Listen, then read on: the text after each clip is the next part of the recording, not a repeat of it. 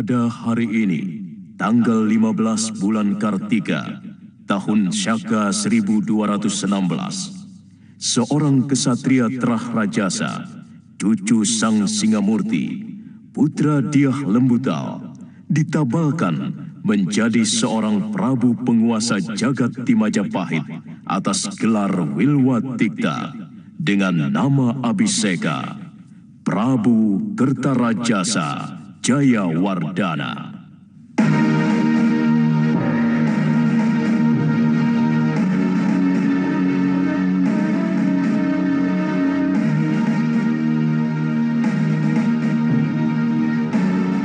Sang Prabu akan melindungi kebebasan kaum Hindu memuja Siwa dan kaum Buddha melakukan ajaran agamanya.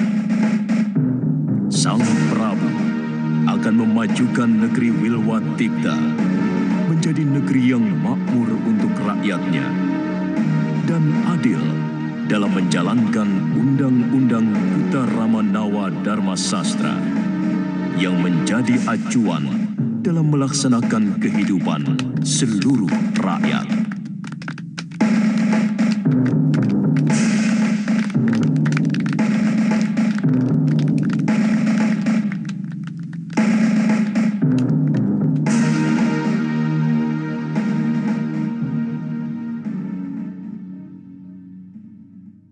Rakyatku, hari ini di punggungku telah diletakkan tanggung jawab yang tidak mungkin bisa aku panggul sendirian. Sebagai seorang Prabu yang menginginkan kejayaan Wilwatikta, maka saya mengangkat beberapa mantri dan mahamentri. Sebelumnya, saya telah mengangkat beberapa rakrian menteri yang dipimpin oleh Rakrian Patih Ridaha, Paman Lembusora. Mantri Pranaraja adalah Empu Sina. Rakrian Mantri Nayapati, Empu Lungguh. Dan Rakrian Mantri Nusantara, Arya Adikara atau Arya Ranggalawi, merangkap sebagai Adipati di Tuban.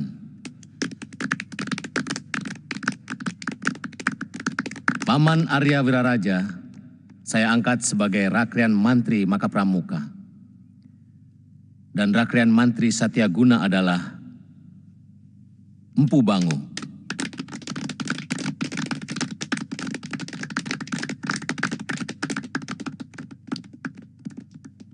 Sekarang, saya akan menunjuk Rakrian Mantri Sang Pancari Wilwatikta. Rakrian Patih akan dijabat oleh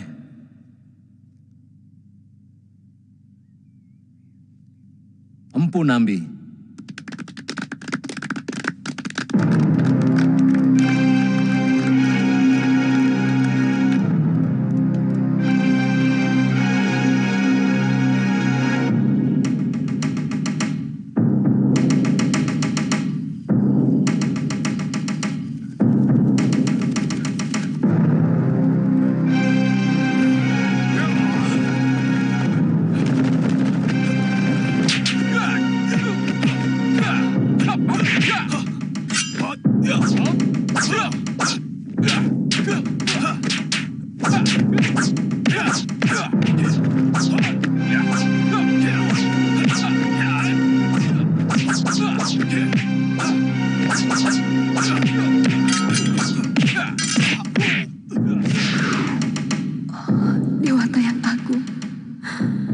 Apakah arti mimpi hamba?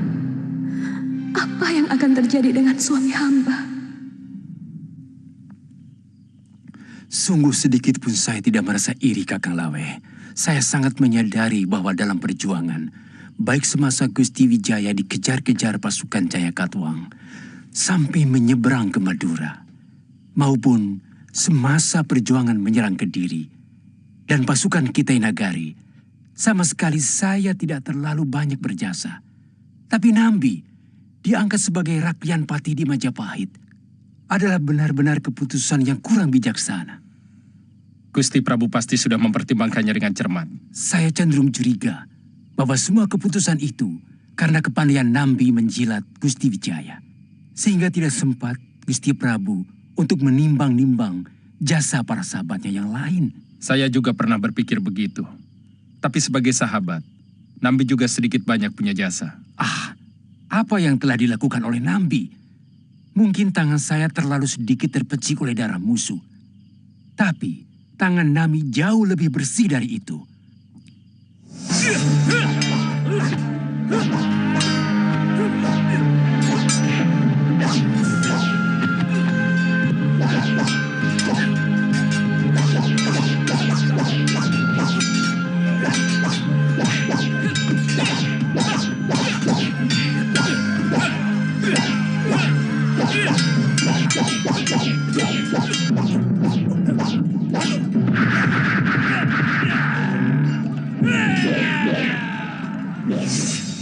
Mestinya Paman Lembu Sora jauh lebih tepat daripada Nambi. Siapa yang meragukan kesetiaan Paman Sora? Kali ini kau benar, Mahapati. Tolong, jangan sebut saya Mahapati. Karena terus terang, yang memberi julukan itu juga Nambi. Supaya Gusti Prabu benci pada saya. Karena mengira saya gila hormat. Yang penting Kakang Lawe, negeri baru kita ini harus kita selamatkan dari penempatan orang yang kurang tepat. Kakanglah orang yang memiliki keberanian untuk bicara kepada Gusti Prabu. Pasti. Pada sidang paripurna nanti, saya akan bicara pada Gusti Prabu tentang kesalahan ini. Apapun yang terjadi, akan saya tanggung demi keselamatan negeri Wirwatikta ini.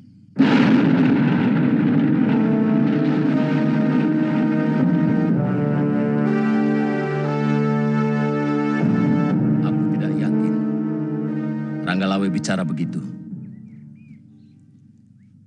Dia tentunya tahu. Aku menetapkan segala sesuatu, selalu melewati pemikiran, dan juga meminta saran kepada orang-orang dekatku, termasuk dia. Hamba hanya menyampaikan semua yang dia ucapkan, Gusti. Mungkin Ranggalawe mengukur segala sesuatu dengan otot.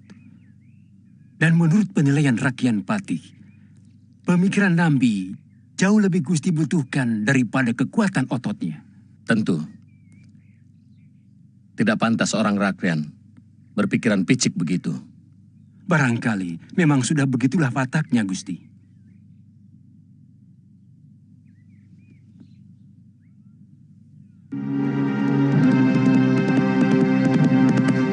Terus terang, agak sulit hamba memberikan pendapat, Gusti Prabu. Karena Ranggalawe adalah keponakan hamba. Tapi sebaiknya tidak usah dianggap. Mungkin dia terpengaruh oleh omongan orang lain. Bagaimanapun aku tidak ingin melihat negeri ini sudah dicabik perpecahan. Ketika umurnya belum lagi 40 hari. Aku sudah bicara pada Rakyan Patih Nambi. Dia rela melepaskan jabatannya demi keutuhan Wirwatikta.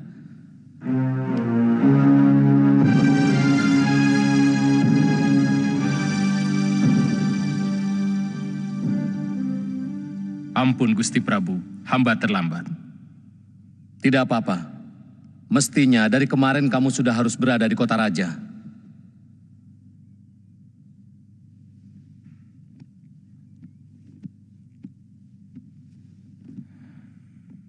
Terus terang, ada kekesalan dalam hati hamba tentang pengangkatan Punambi sebagai Rakyan Pati Wirwatikta.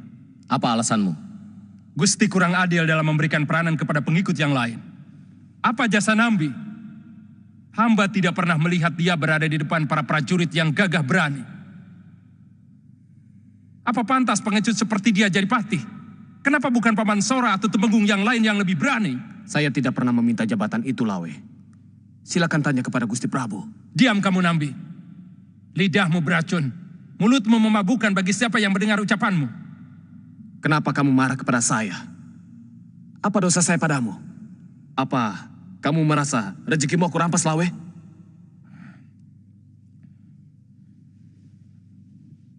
Saya tantang kamu, Nambi. Ayo, kulit siapa yang lebih keras?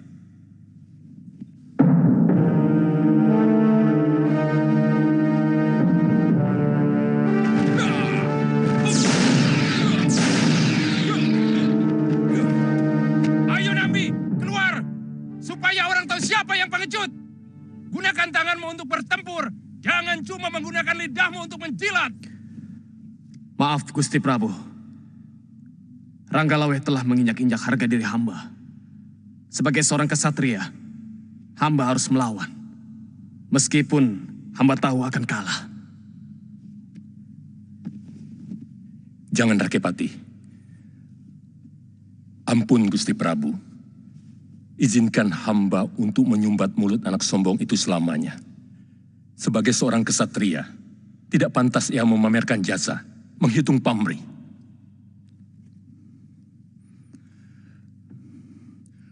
Gusti Prabu, biar hamba yang meredakan amarah anak itu. Dia hilap, Gusti. Dia pasti sedang hilap.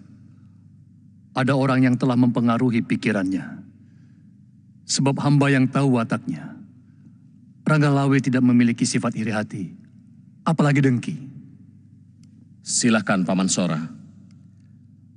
Katakan pada Ranggalawe, aku masih bisa mengampuni semua perbuatannya. Kalau dia mau minta maaf.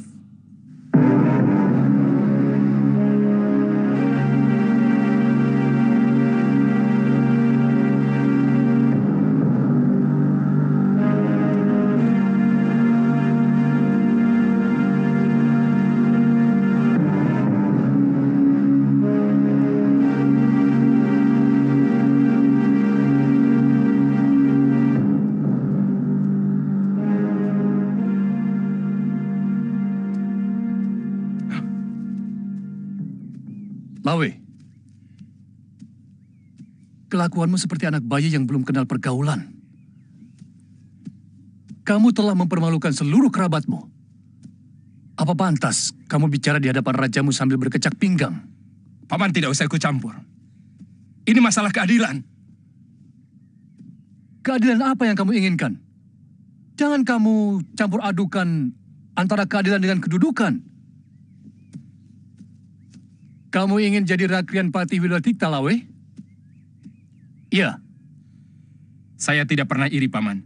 Saya cukup bahagia sebagai Rakrian Mantri Nusantara dan Adipati Tuban.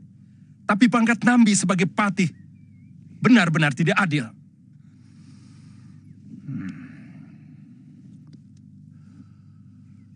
Apakah adil? Kalau misalnya akibat perbuatanmu ini, saya dikucilkan Sang Prabu dan seluruh Rakrian di Wilwatikta. Apakah adil kalau karena akibat perbuatanmu ini, Kakang Wiraraja menjadi berseteru dengan Gusti Prabu?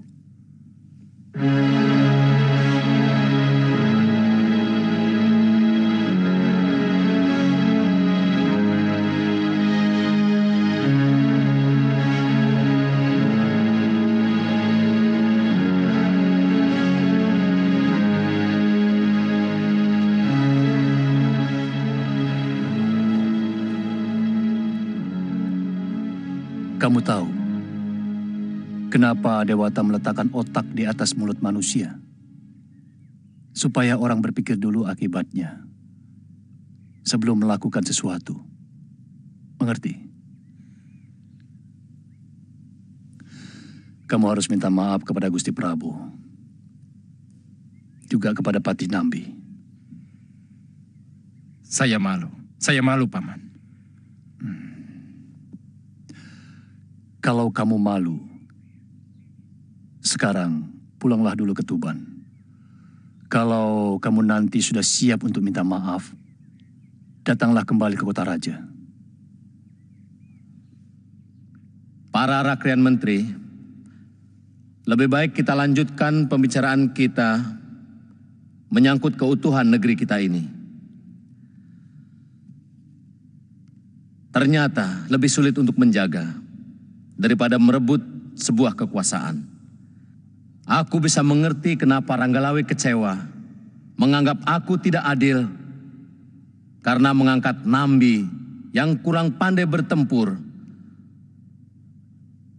Karena ukuran Ranggalawe, seorang yang hebat adalah yang sakti mandraguna. Padahal saya lebih membutuhkan Nambi menggunakan pemikiran-pemikirannya.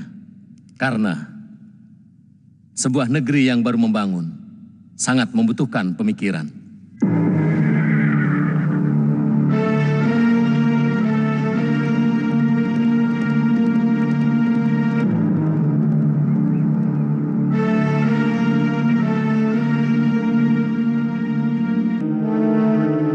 Terus terang, jasa Ranggalawe kepada Majapahit, terutama kepada saya, sangat besar.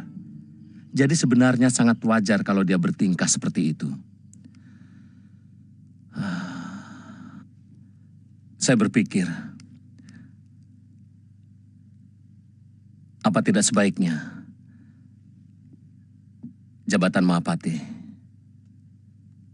saya ganti? Terus terang, Ranggalawe mampu menerima jabatan itu. Tidak, Gusti. Sabda seorang raja adalah hukum. Oleh karena itu tidak boleh berubah-ubah. Akibatnya, rakyat tidak percaya lagi kepada rajanya. Gusti tidak perlu cemas. Kalau ada apa-apa dengan Ranggalawe, hamba dan Kebo Anabrang yang akan menyelesaikannya. Kenapa Paman bicara begitu? Kalau semua orang yang merasa berjasa kepada negerinya menuntut imbalan, maka negeri ini akan menjadi kepingan tanah yang dikotak-kotak sebagai milik orang yang mengaku pejuang itu. Tidak akan pernah ada negeri yang bernama Majapahit. Hamba yakin orang seperti itu memang ada, dan orang itu yang mempengaruhi jalan pikiran Ranggalawe.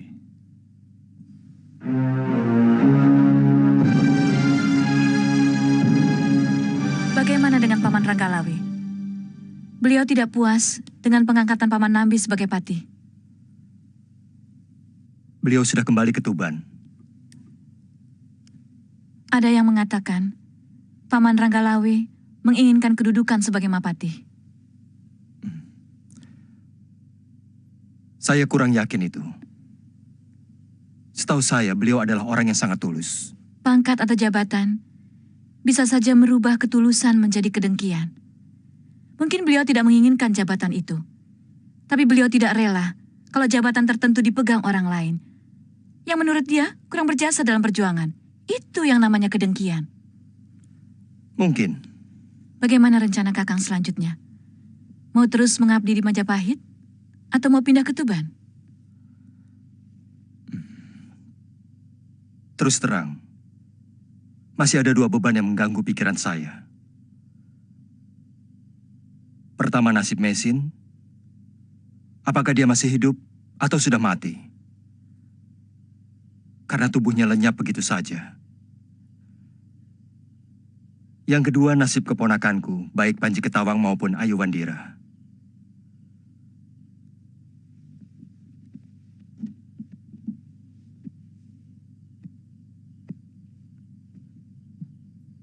Sebenarnya ingin sekali saya mencari mereka. Tapi saya masih merasa berat meninggalkan negeri Majapahit dalam keadaan seperti ini. Mudah-mudahan pertentangan antara Gusti Ranggalawe dengan Gusti Nambi tidak bertambah besar.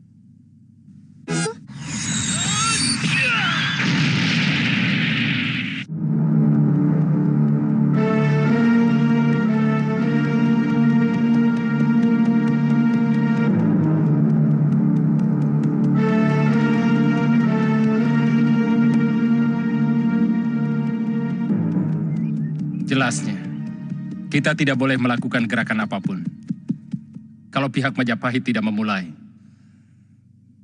Baik ke arah perdamaian ataupun ke arah peperangan. Saya sudah menempatkan telik sandi di kota raja. Ampun, Gusti. Ada apa? Kanjeng Gusti Arya Wiraraja sedang menuju kemari, Gusti.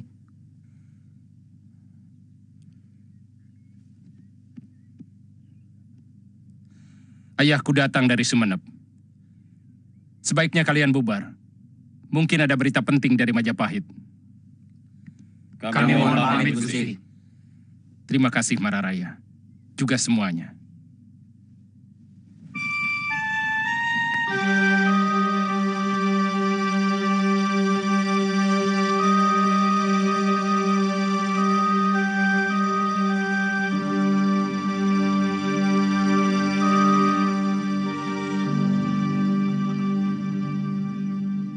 Sebaiknya memang tidak usah meladeni sikap Ranggalawe.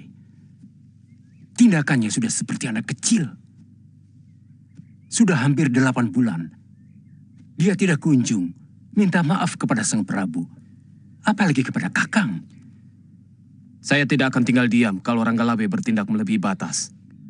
Sebagai patih, saya akan bertindak tegas kalau memang dia berniat merongrong kewibawaan Majapahit. Apa tidak akan menjadi semakin rumit, Kakang Nambi? Perpecahan akan terjadi di antara kita. Apa boleh buat? Negara tidak boleh tinggal diam kalau ada adipatinya yang balelo. Saya yakin, Gusti Prabu pun merasa terhina oleh tindakan Ranggalawe yang tidak pernah sowan ke Kedaton sejak kejadian itu. Paman Kebo Anabrang bahkan sudah mendesak Sang Prabu untuk menyerang Tuban. Sangat masuk akal. Tapi, apakah tidak akan mengganggu ketenteraman negeri yang baru berdiri ini?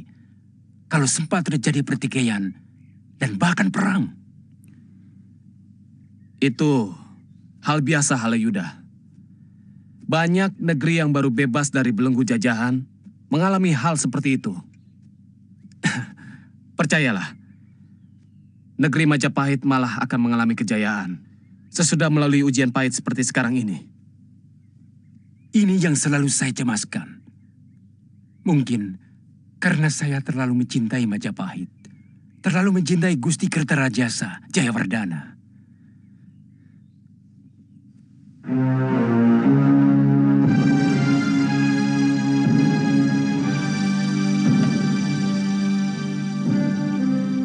Kupingku budek mendengar berita-berita tentang kamu, Lawe.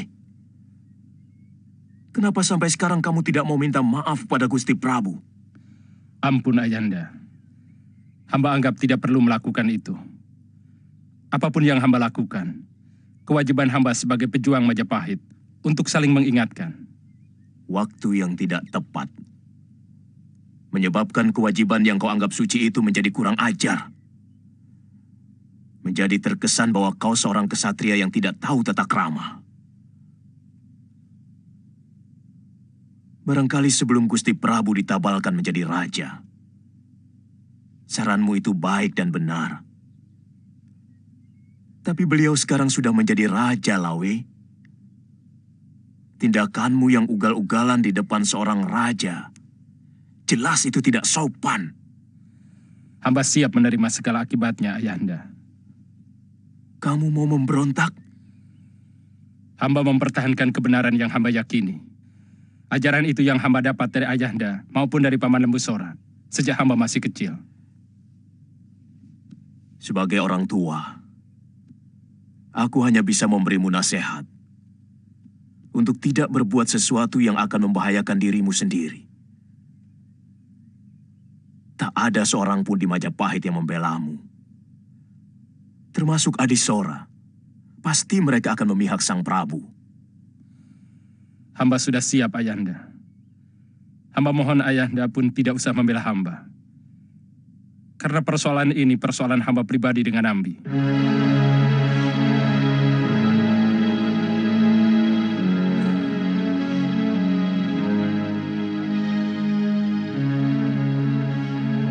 Mesin, bagaimana nasibmu sekarang?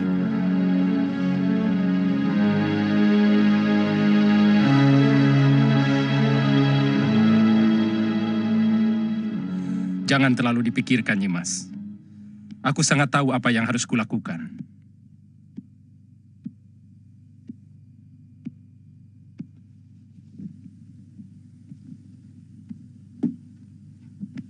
Apa tidak lebih baik Kanda Adipati memohon ampun kepada Baginda Prabu?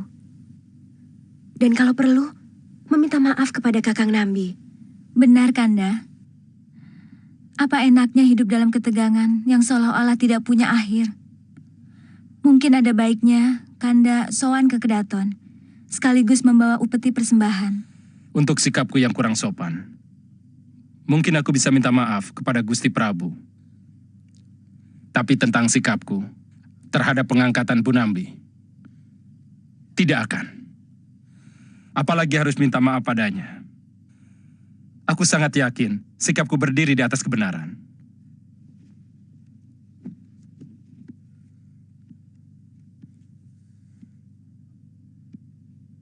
Kalau kamu sudah besar, kamu harus memiliki sikap seperti ayahmu Kuda Anjampiani. Seorang kesatria harus teguh pada pendiriannya. Seorang kesatria harus berani meluruskan ketidakbenaran, walaupun yang melakukan adalah rajamu sendiri. Kau harus meneruskan perjuangan ayahmu. Ya Dewa, bimbinglah kaki hamba untuk bisa bertemu dengan istri dan kedua keponakan hamba. Hamba benar-benar bersalah karena telah menelantarkan mereka. Ampuni hamba, Gusti.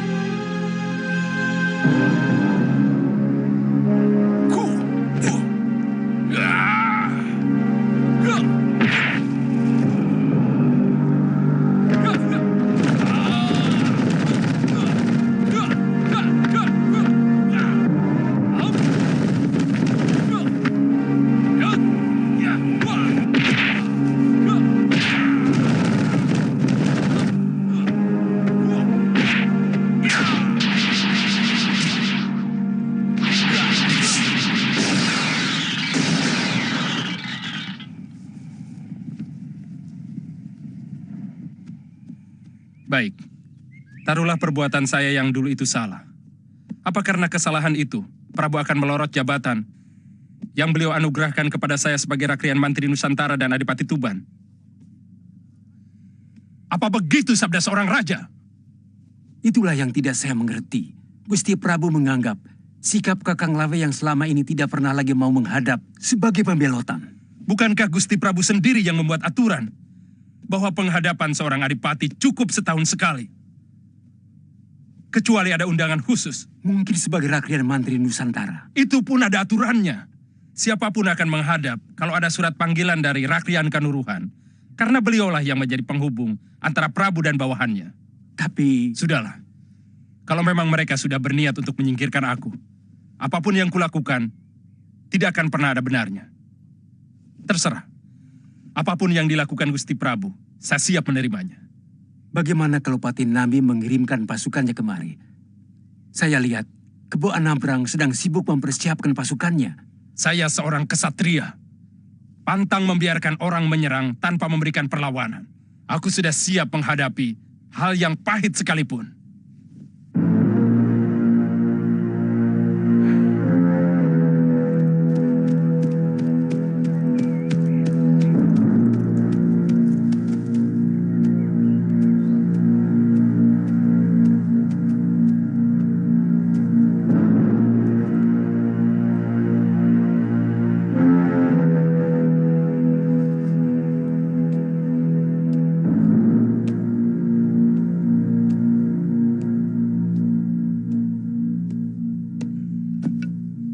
Ampun, Gusti. Siapa yang menyuruhmu kemari? Hamba datang sendiri, Gusti. Mau apa? Memberi nasihat kepadaku, supaya mohon ampun kepada Baginda Prabu. Hamba datang karena bingung, Gusti. Kesatria tidak boleh bingung untuk menentukan di mana kakinya harus berpijak. Menurut hamba tidak semudah itu, Gusti. Karena kedua tempat berpijak itu bukanlah pijakan yang baik. Maksudmu? Saya pernah mendengar seorang satria juga harus mendengar dan menghormati naluri hatinya sendiri. hamba akan berdiri di luar lingkaran. Hamba hanya akan menjadi saksi pertikaian dua kebenaran. Dan tidak satu pun yang ingin hamba bela.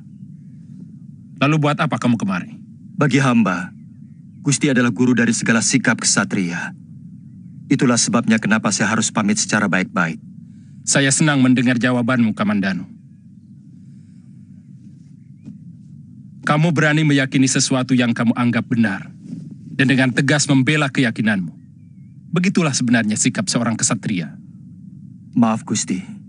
Hamba tidak bisa menyertai Gusti. Saya bangga dengan ketegaran sikapmu. Kamu tidak usah mencemaskan aku, karena semua yang kulakukan, maupun apa yang terjadi, adalah suratan Dewata Agung. Semoga Dewata selalu melindungi keselamatan Gusti. Terima kasih, Kamandanu.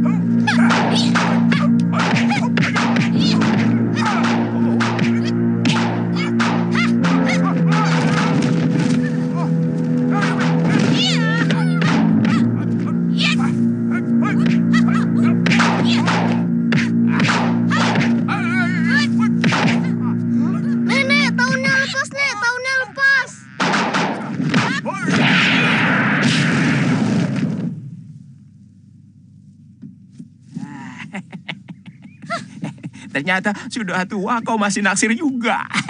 Dasar sombong, kamu nyarinya kemana saja? Seluruh hutan di kawasan ini, saya sudah ubek-ubek Nini Cerewet. Yang saya khawatir, Nini Mesin benar-benar sudah tewas. Jangan bicara seperti itu, sombong. Lelaki kok mudah menyerah.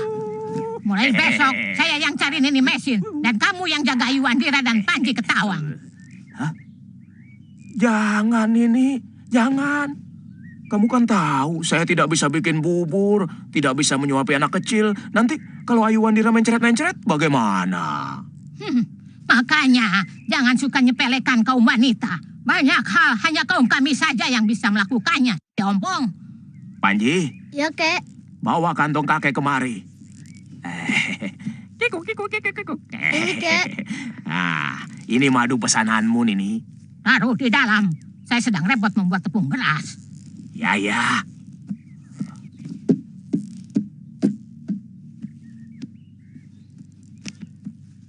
Kamu menyaksikan penabalan Raja Majapahit, sombong? Tidak. Mestinya kamu menyaksikan. Itu kan peristiwa penting. Tidak setahun sekali ada peristiwa semacam itu. Apalagi Majapahit kan negeri baru. Katanya sebagai pengganti Singosari yang runtuh karena serangan orang Daha. Nini. Kalau saya ke Majapahit, nanti kamu marah-marah. Hei, Sapi Ompong. Bukannya cari Nini Mesin, malah nonton penabalan raja. Kamu memang... Hah? Hei, jangan pakai sebutan yang satu itu. Saya bisa marah. Sungguh saya bisa marah, Nini. Kalau marah, mau apa? Saya pergi. Silahkan. Kamu memang punya bakat. Tega melihat orang lain repot sendirian.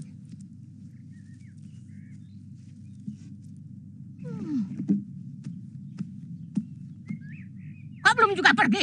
Ayo, silakan. Jangan kamu pikir saya tidak mampu membesarkan kedua anak ini. Saya paling sakit hati kalau dibilang goblok nih. Dulu kakak seperguruan saya. Terpaksa saya bunuh karena setiap hari mengata-ngatai saya goblok. Oh, jadi kamu ancam saya? Mau membunuh saya? Iya, bagus. Jadi semakin jelas niatmu. Ya, tidak begitu, Tony. Cuma itu loh. Boya jangan di saya. Saya minta maaf. Terus terang, tujuan hamba ke sana sebenarnya untuk menasihati Kakang Lawe. Bagaimanapun Majapahit yang damai akan lebih perkasa daripada kalau terjadi perpecahan. Untuk itu, hamba mohon maaf karena telah bertindak lancang. Itu semua karena ketulusan hamba. Bagaimanapun juga, Rangga Lawe dan Kakang Nambi adalah sama-sama pejuang Majapahit. Tindakanmu sangat benar, Halayuda. Saya berterima kasih untuk itu. Hanya sayang, hamba menghadapi Batu Karang. Rangga Lawe benar-benar keras kepala. Dia bahkan sedang menyusun kekuatan untuk berontak melawan Gusti. Begitu maunya. Maafkan kegagalan hamba, Gusti. Kamu tidak salah, Halayuda. Rangga Lawe sudah mencampakkan kesabaranku.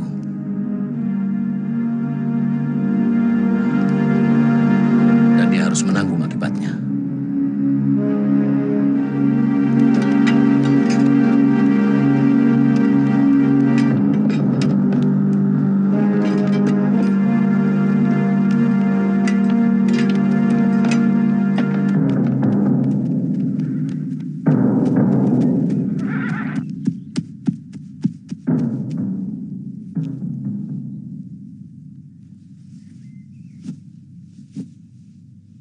Kakang Nambi,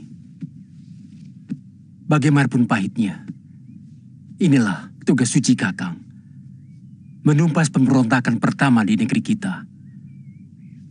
Saya selalu memohon kepada Dewata untuk keselamatan Kakang Patih. Terima kasih, Halayuda. Menangkan pertempuran ini untuk saya, Kakang. Bagi saya, kematian seorang pengkhianat jauh lebih menyenangkan daripada melihat 10 orang musuh yang terkapar.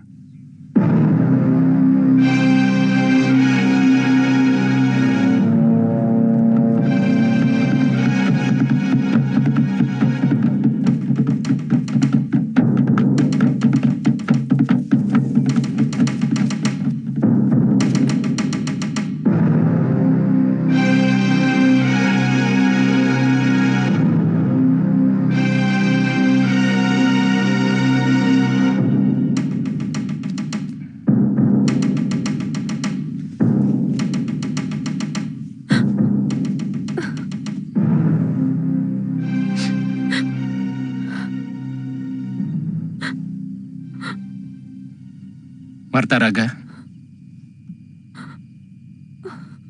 ada apa?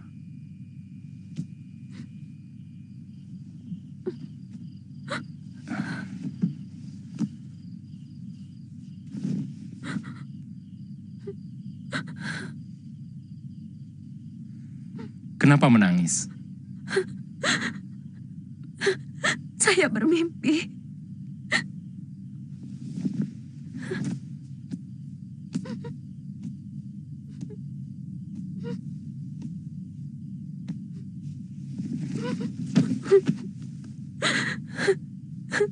Saya sedang memetik kembang di taman bersama Kakang.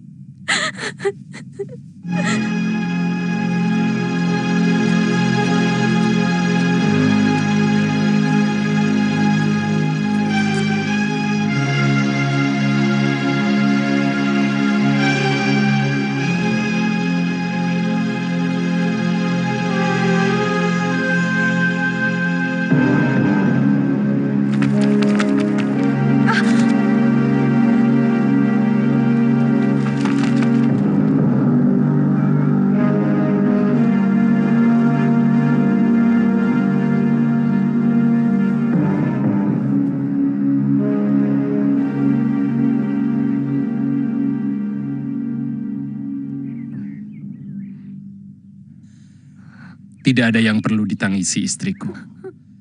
Itu kemurahan Dewata yang telah memberikan pertanda padamu. Sehingga kamu jauh lebih siap menghadapi apa yang bakal terjadi.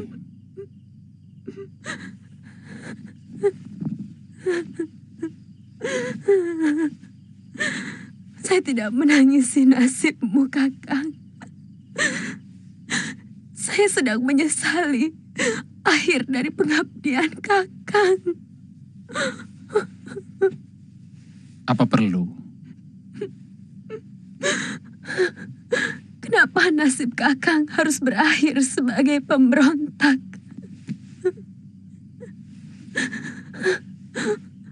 Padahal selama hidup Kakang adalah pembela Gusti Prabu.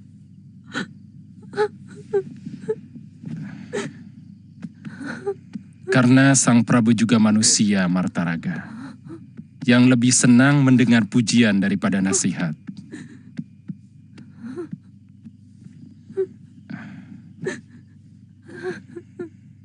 Saya ingin menjadi kebanggaan anak kita, Kuda Anjan Piani. Gugur sebagai pemberontak yang memiliki keharuman seperti bunga dalam mimpimu.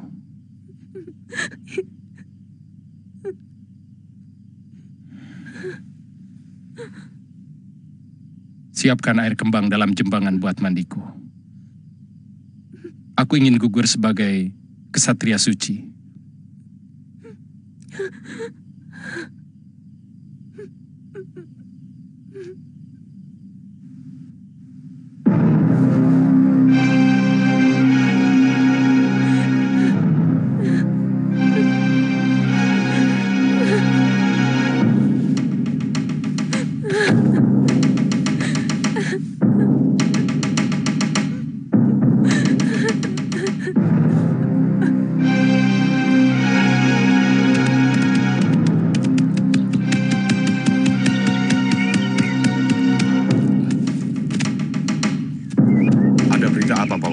Pasukan Majapahit sudah menuju kemari.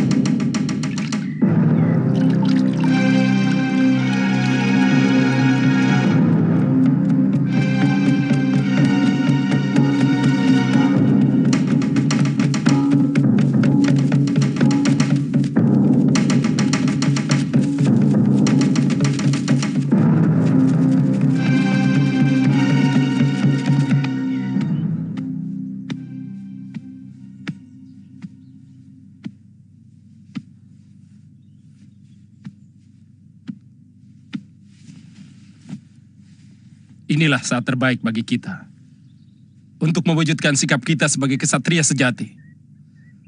Tidak ada yang perlu ditakuti, meskipun kekuatan musuh berlipat 100 kali. Semua pasukan sudah kami siapkan di alun-alun, Gusti. Arahkan menuju sungai Tambak Beras. Dalam keadaan terjepit, sungai itu bisa kita gunakan sebagai benteng. Kita menyeberang? Ya, tapi siapkan pasukan panah di seberang barat. Mereka akan melindungi pasukan kita kalau terpaksa harus mundur menyeberangi sungai. Kita juga bisa gunakan pasukan panah itu untuk menghantam Majapahit, yang memang sengaja kita pancing mengejar pasukan kita.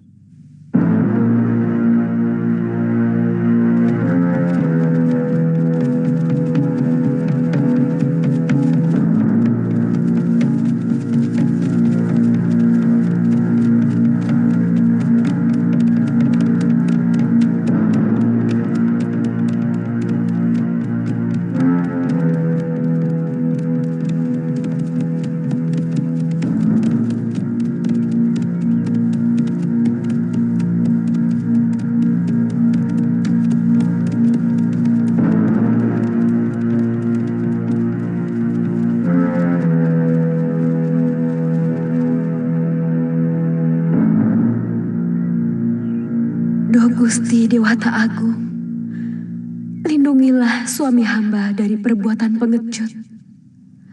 Tetapkanlah dharmanya sebagai ksatria sejati.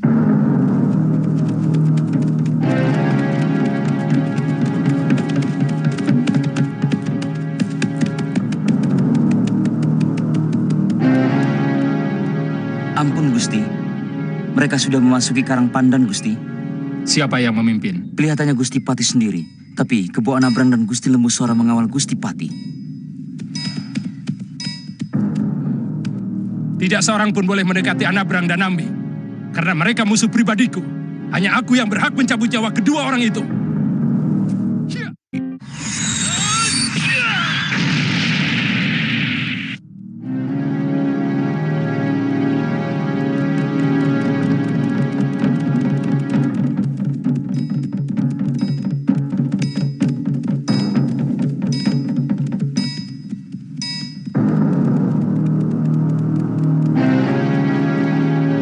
Pasukan panah di tebing sungai. Jangan nyebrang, meski pasukanku menang. Baik, Gusti.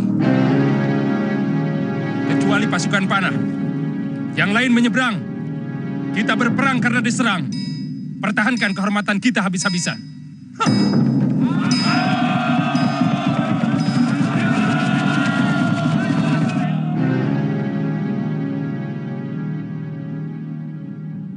Mereka akan saling membunuh sesama saudara. Padahal rasanya baru kemarin, mereka saling bahu-membahu melawan Kediri dan bala tentara Kitai Nagari.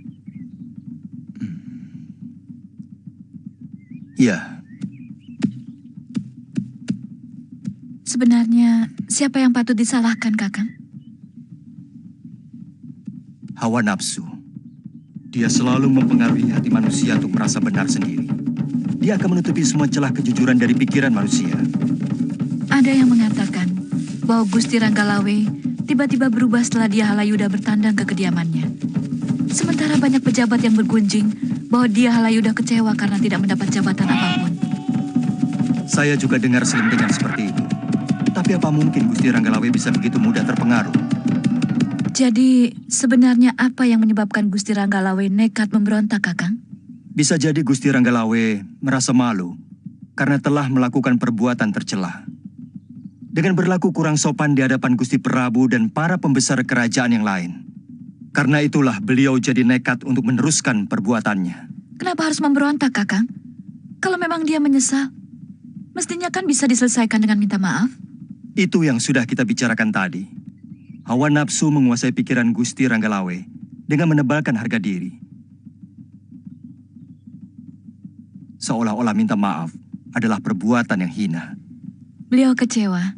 Kakang tidak berada di pihaknya. Gusti Ranggalawe adalah seorang ksatria yang sejati. Beliau sangat menghargai sikap orang lain. Bahkan tetap menghormati saya, meski misalnya saya berdiri sebagai musuhnya.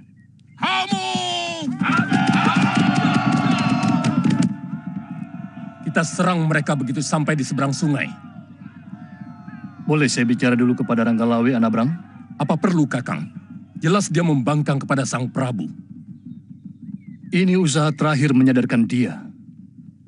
Bagaimanapun, Ranggalawe pernah berjasa kepada Sang Prabu. Bagaimana Adipati? Kakang Lembusora mau mencoba menyadarkan Ranggalawe sekali lagi. Silakan, Paman. Saya pribadi tidak pernah menghendaki perang. Ranggalawe yang memulai semua ini. Terima kasih, Rakai Pati.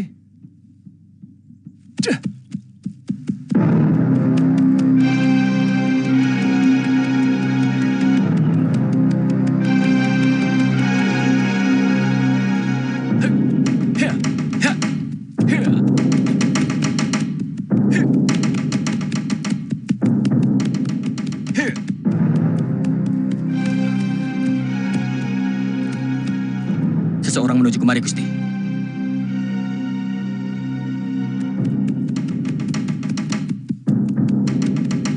Saya tahu. Paman Lembusora. Mau apa lagi dia?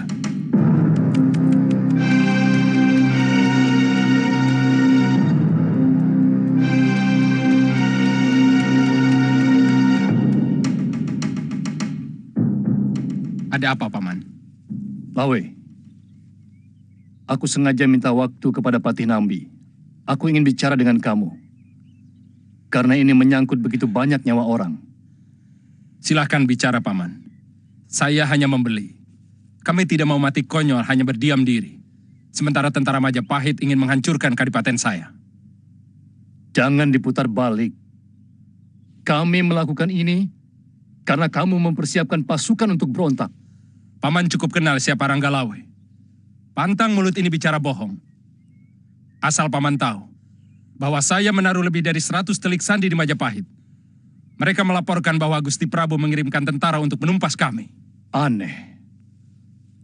Ada yang melaporkan kepada Gusti Prabu bahwa kamu tetap tidak berniat minta maaf dan mempersiapkan makar.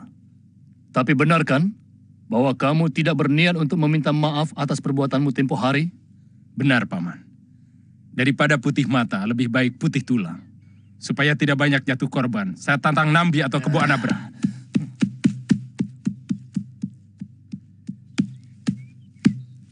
Jangan remehkan Kebo Anabrang, Lawe. Dia senopati yang sakti mandraguna.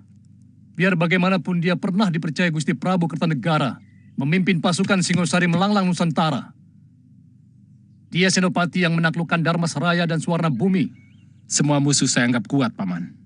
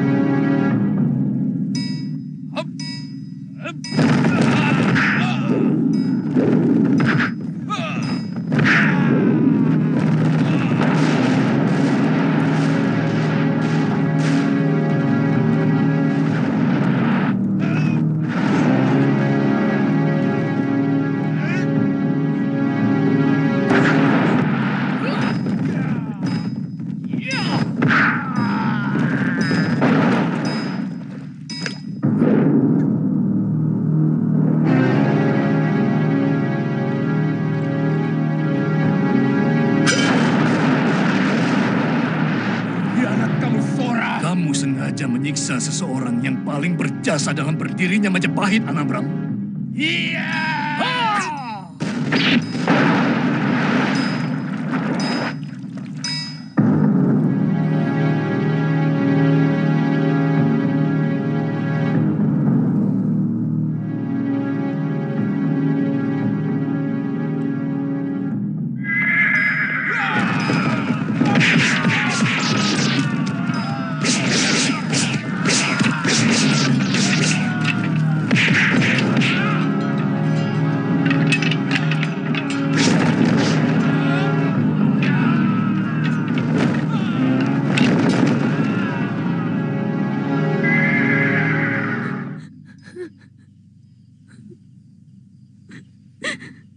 Selama ini saya hanya menunggu berita duka itu.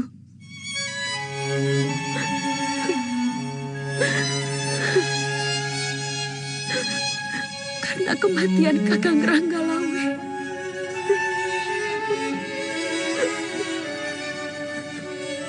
Sudah jelas dikabarkan lewat mimpi-mimpi saya. Sekarang apa yang harus kami lakukan, Gusti Putri? Kita tunggu semua hukuman dari Sang Prabu.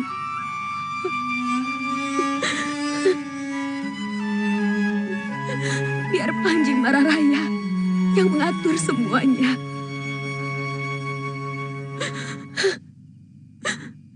Kakang Ranggalawe telah bicara banyak padanya. Sang Panji perlu dipanggil kemari, Gusti. Biarkan dia berkabung sendirian malam ini. Baik, Gusti.